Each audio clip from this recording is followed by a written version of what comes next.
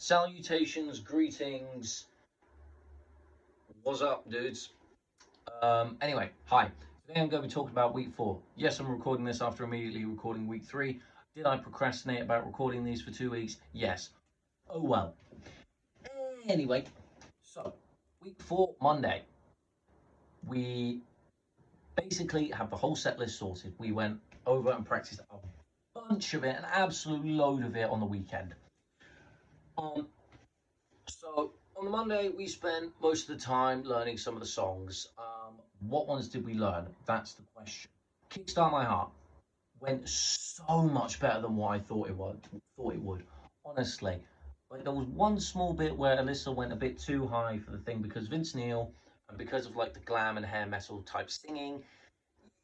You've got to have like a almost a soprano s, well, not soprano, but like the one like the male equivalent, which is like an alto, I think. Whatever.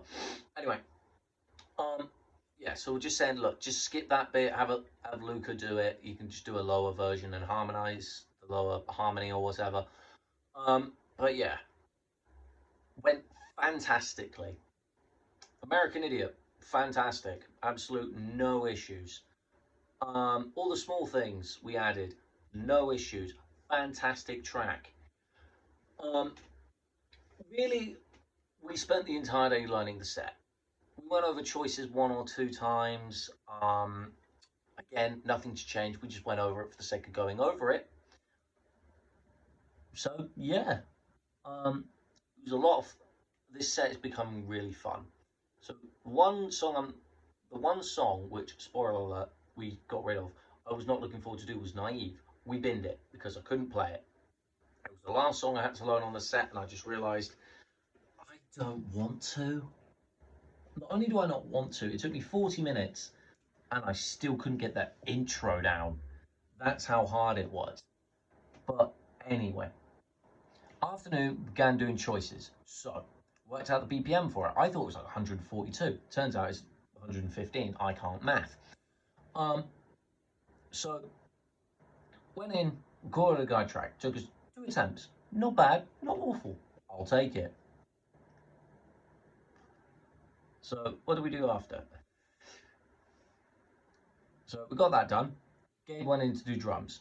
Now we went out of time just a smidge by like an eighth of a bar or even eighth of a beat or something. It's still noticeable. So Gabe coming in clutch managed to drum through all of it perfectly. Um, there was one bit he did get slightly off, but he was like, "No, I'll fix it." Fixes it first try, absolutely perfectly, right? Just like no fault. And it's just like, I can do better. Let me do better. I was, how? Like, it was beat for beat for beat perfect. You know, beat for beat for beat perfect, right? I cannot fault it. And he just said, "Yep, I'll do it better." And he did it, and they said, "I like that one." I couldn't hear the difference. Luca couldn't hear the difference. Alyssa didn't. But we all just agreed that it's just like, look, we'll just say it's better. We'll just go with it. So we did. And yeah, drums sorted. Now we need to get Alyssa's vocals done because she's not going to be available for recording in the Monday afternoon. And we want to roughly stay ahead of schedule. So basically, Alyssa went in and she did one take of vocals. I wasn't there. I was off doing something or other. But from what Luca told me, the vocals were done. Now, we took some techniques that we did from recording the EP, so the drum stuff, or the snare would have 2 microphones, stuff like that. The guitars would have 2 mics. So yeah, we decided to go down that direction. Sounded good. Realised my solo sounded like, pardon my French, shit. But you know, it's good to hear it from a different perspective because when you're listening to it while playing, it sounds different when you're listening to it when it comes through the monitors. But people aren't going to be listening to it while playing, they're going to be listening to it while listening. So I'm going to have to make some tweaks, I'm going to have to make some changes. That's no issue at all. Really, the recording process was a bit slow, but enjoyable nonetheless. It's good to be back in the studio, it's good to be recording again. I do like it. Now, Tuesday. what happened in Tuesday? Okay, yeah. So Tuesday we were like, we learned some more of the set. I learned Vapor Trail in the Monday evening, but we didn't practice it. What did we practice? We fully practiced Hit Me Up and Poor Aces with Gabe, even though we learned it last week, we didn't practice it with him. The Middle by Jimmy Eat World and How You Remind Me, Nickelback, cool. I learned the intro to The Pretender because I was putting it off and off and off. I was just like, oh, I'll get it, I'll get it, I'll get it. Didn't, but it turns out I was missing 2 notes, which kind of pissed me off. But hey ho. Anyway, afternoon, Ed came in clutch again. Somehow, I don't know how he does it. He just appears out the shadow realm. It's just like boom, wisdom, boom, wisdom. So Sean was talking to me. He was just saying, "Look, uh, what what do you want to do after university?" I was saying, "Probably a session musician. That sounds fun. That sounds something I've always wanted to do." Ed comes in. No, you don't want to do that. Pay your shit. Here's why. And he was basically saying, "Yeah, it's like freelance work, pretty much. It's just like it's the finance is completely unreliable. You have no guaranteed income." And even if you do have income, it's not going to be sustainable income. So that will have to be that will have to be a secondary job anyway. But if you do this work, you'll have to be available 24/7, which could affect like your primary source of income. And it was just this whole mess, and made me realize that maybe not. I mean, so I have to do some research. I'm not sure if studio musicians and session musicians are the same. I'm not sure. I think they are. They seem similar. However, we'll take a look at some things, or I'll take a look at some things and see, just do a bit of research here and there. Um, so I got the rehearsal plan sorted. They're all fixed up.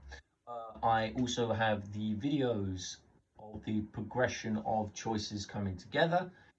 Um, One thing I'm going to do, even though it's technically not chronologically accurate, is I'm going to record it how it originally sounded and put it in there as well. Just because I felt like it, because that's how it was originally meant to sound. And I was just like, okay, well, this is what I kind of want. Like a complete progression, right? On how it became what it is. So, yeah. I'm gonna I'm gonna do that. I need to do that at some point, but I'll get it done. Um, Yeah. He also told us because we explained to him about the gig. We explained to him about the gig. How we need to earn money and stuff. And then he was saying, "Why don't you become what they called? Oh, they're like bands that play. It's almost like a band for hire. You play at weddings and you do a bunch of covers that people know. So basically, you apply to work at an agency. They give you a name, and you sell yourself. Basically, as Freddie Mercury once said, you become a musical prostitute." That's probably quite not what Ed was going on about, but meh, shut up. Sorry, my PS4 binged. Um, anyway, um, yeah, pretty much that's all I did. I just added some stuff. Research-wise, I added some things into it. However, I haven't added like the text about why I used it or why it's useful. So yeah, we'll just see how that goes. Um, Wednesday. Wednesday we had a full session. Atlantis was fully together in a hole for the first time. I'd say since the first time since Facebar, right? So pretty much, we didn't have a drummer during the summer holidays, and our bass player left for a time. Bass player left, but he was automatically replaced because we had a contingency plan for when it happened because Jake let us know. Jake let us know about probably when he joined the band. Now that I think about it, but he was basically saying, look, if I end up going to university, obviously can't stay in the band, I have to leave. So everyone was like, yeah, cool, we'll find a bass player. We got a producer, also a bass player, in Score. So yeah, we met up and we went through the entire set, minus 2 or 3 songs, minus Vapor Trail, Gay Bar, and Chelsea Dagger. Oh, and Fight for Your Right to Party. We didn't go through that either, but that's by the by. Um, so went really well. I did pop a A string, and Callum had to come in clutch. He literally rode down, got everything done. He just brought an entire pack of strings and just gave them to me. I was like, oh, sick. Thanks, man. But yeah, practically the whole set started coming together really well. It was so much fun having the whole band back together. Like just to practice, it was an absolute laugh. Um, Thursday, not much happened really. I uploaded all those videos as I said.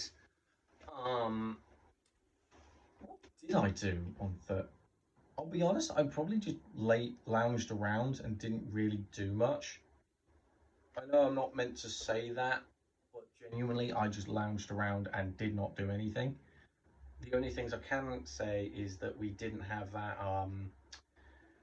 The guy we're meant to have. Oh, I can't remember what his name is, and it's getting annoying. Yeah, we didn't have him, so we just went home. Oh, yeah. Anyway, so Friday, we basically had a massive talk about how things are going to work for the 11th. So we we know that we're going to be playing under a marquee. We have to bring our own amplifiers. We have to do X and Y amount of stuff. We're going to bring our own lights. We're going to get paid, free alcohol, um, stuff like that. So we discussed that, and now we have a plan. So we have a PA system. Alyssa has a friend of her family called Ian. He's going to drive that down. Absolute legend. What else is going to happen? Yeah, so he's going to drive all the stuff down. We have plans. So it turns out my amp wasn't loud enough. It's only 25 watt, needs to be 50 watt. So Callum has lent me his. So on the Friday, I went to his, picked it up, brought it here. It weighs a metric ton. It doesn't, but you know. Um, so amp sorted, stage stuff sorted, stage present stuff completely sorted. Because we originally the plan was, oh yeah, let's dress in white and blue, we'll look like 50s rockers and it'll be really, really sick and everyone will think we're so cool. Turns out it didn't look as cool as we thought. It just more looked like, oh, they're in matching uniform. Which, while looking at videos of Facebar, I realized that's kind of cringe. So we just decided, look, dress how you like. So going for the black suit, kind of have to. Um, but yeah, that's everything that happened this week. So, in a bit, my homies,